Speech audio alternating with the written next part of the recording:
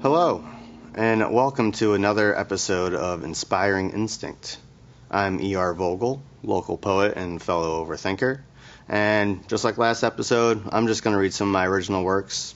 Give me some feedback if you like it. We'll give you the email at the end of the video you can send it to, or just comment on the video below. But the first one is inspired by getting lunch with a friend who can draw. A friend with a sketch pad sits across from me. We take turns looking out the window. I've always been jealous of those who can draw.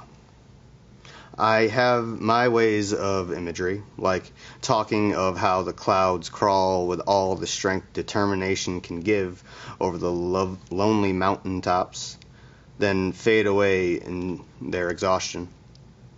But to mimic the scene itself with the same tools I hold baffles me. The trees wait for refreshment under the soft gray sky, presented by careful scribbles taking me out of the moment. Not for long, though. Seemingly confused by my personal, semi-educated editing, they continue working out of politeness. The barista brings over our drinks. Steam evaporates like the clouds. I finally learned how rain forms. Condensation above us just gives up and starts to fall, feeding the earth we missed with our first sips. I quickly try to create a metaphor about enjoying sunny days more so after the dark ones. Nothing holds. Just flying by pieces of ideas while they poke dots to form more rain. Replicaic of the world we live in, this drawing might as well be a photo. Shadows cast forms dancing between trees. Ashtray leaves softly land on gust of wind. The tea burns my lip.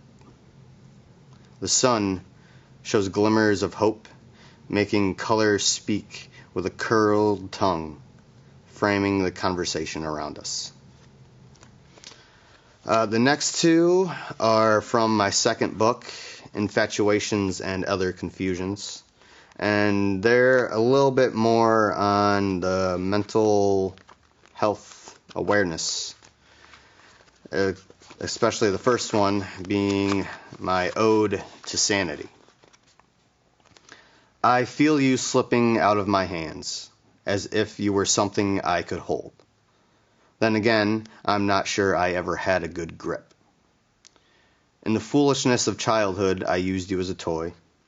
Our adolescence, you nearly disappeared. I can't remember if we were together as infants.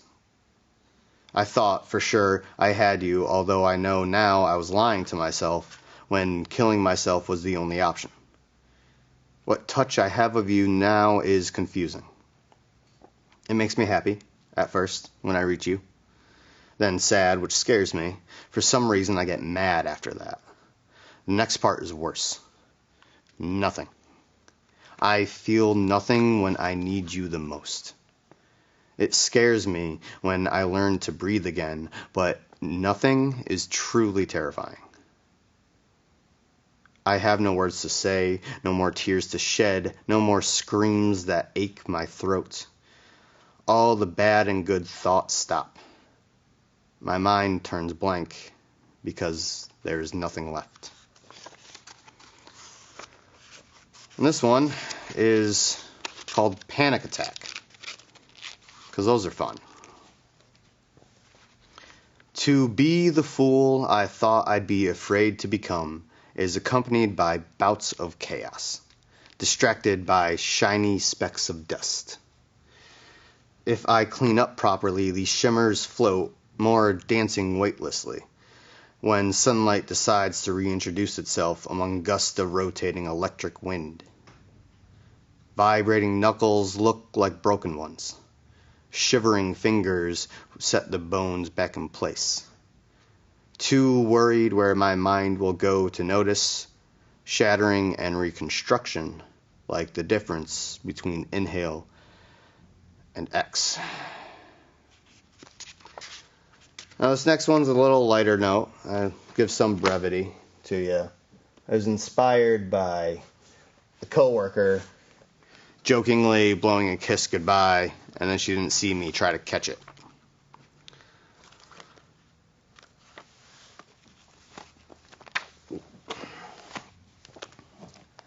I do apologize for my tardiness and my lack of breath. I'm still trying to catch. The last time we parted, the kiss you blew me slipped between my fingers when I tried to catch it to save it for a sadder day, and I've been chasing it since. What a journey your lips sent me on. After running out of the driveway over your neighbor's car, making a dent in the hood, which I do hope you'll let them know how very sorry I am next time you see them, please. I ran after it towards the playground across the street. As naive as a first kiss can be, it had no idea what to do, while enjoying every mistake, then quickly growing too mature for such childish impulses and tried to disappear into the nearby woods. This is where your lips gain the taste for nature, learning why these instinctual movements are the reason to enjoy life. They met flowers and ferns, birds of many breeds, and monsters that were soft at first, until finding traffic on the nearby highway to be stuck in the safety of boredom. This gave me a chance to rest for a bit, but they don't still seem ready to meet me. I waited until after your lips decided to find a field and truly commit to staying still, even if just for a short while. Not by choice, the wind blew us towards the mountain and didn't stop, giving us no other option than to climb, realizing work is never done. At the peak, I finally grasped your lips in my tired hands, immediately safeguarding them close to my chest while descending carefully, yet hastily. I'm happy to see you now. I wanted to bring you back the kiss you blew me, where it belongs, so you can make sure it lands where you meant it to. Still got some work to do with that one, I think. Let me know. The next few are from my first book, Love Poems and Other Stuff. And I'm just going to get right into... these ones are raunchier. Subtlety's gone. There's that laugh I can't ignore, but have to try. Our chairs shake slowly. Lack of an armrest shows subtlety's weakness, even in a crowded bar's rambles. The bartender asks if we need anything. The bathroom is always good for solitude. Fresh air and a cigarette is almost enough to shove off regret until you tell me of the show I missed and may have been a part of.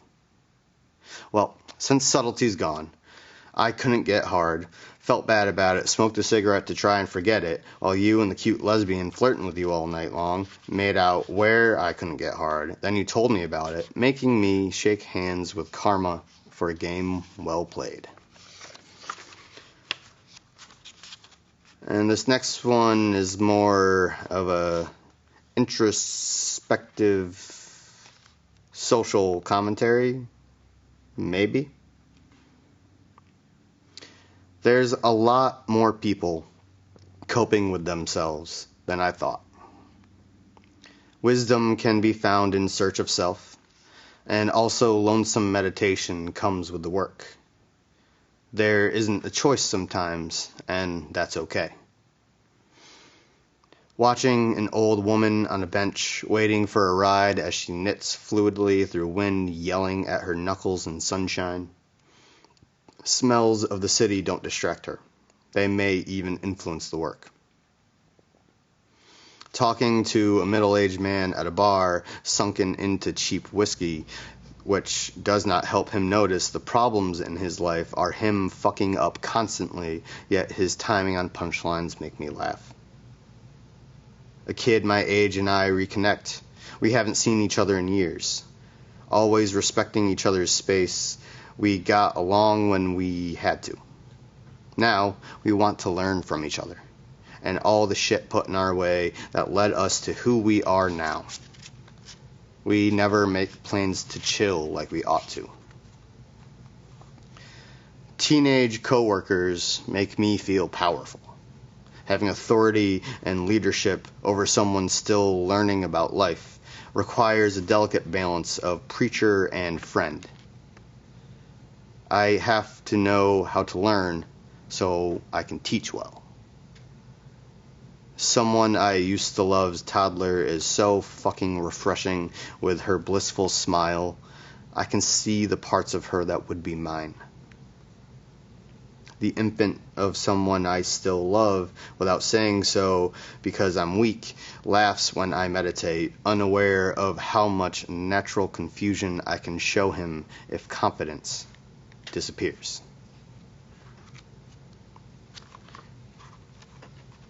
And now something just a little more wordplay. I literally Googled random sentences, found a page and scrolled until I saw one that stood out.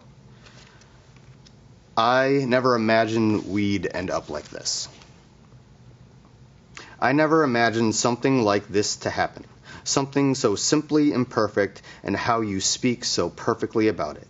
I never imagined we'd do nothing about something everyone else would have some reaction to. Instead, we keep acting as if this indifference to each other is different than anyone else's, while anyone else just complains. As I compile my greatest qualities and match them to your weakest. We wearily file emotions in over-empowering categories when the true power capsizes over my weary emotions. I never imagined we'd end up in such a solemn place, slowly placing one breath after the other until being blessed by a sense of death waving to my now former wealth. Greeting the moronic bambles of what happened as some move more based on ironic rambles than don't realize how contradictory these silly statements are. I never imagined we'd end up in a tree, tortured by broken branches stuck in my side, as I fall out of the sky saying, why should I stay grounded? Anyway, while the hot air balloon filled, the hot air in my head exploded out of my mouth as I try to explain the secretary's lipstick stuck to my waist, which is a waste of breath. I never thought we'd end up like this. Sometimes you just don't know where your brain's going to go when you're in a creative mood. Our last one for today is a brand new one. It's not on the happiest of notes, but I'm still trying to figure things out, like all of us are. I'm lonely. I'm tired of tricking myself that it's just learning to love myself. I don't give a shit about how I feel about myself. I just want to be nice to someone who's nice to anyone they meet. My ego ate itself in the womb, so taking care of myself was simply survival alone. My emotions now are all there is of I, and I compare the control of them to a children's cartoon. Inside or out of my mouth, these thoughts can't stop even when they need to. They can't, because then I'll never learn. I am capable of connection and accepting being taken care of. I just don't know how. Thank you for listening. I hope you enjoyed it. Whether you did or didn't, let us know, and we can always improve or just keep going. Happy to see you, and we'll see you next time.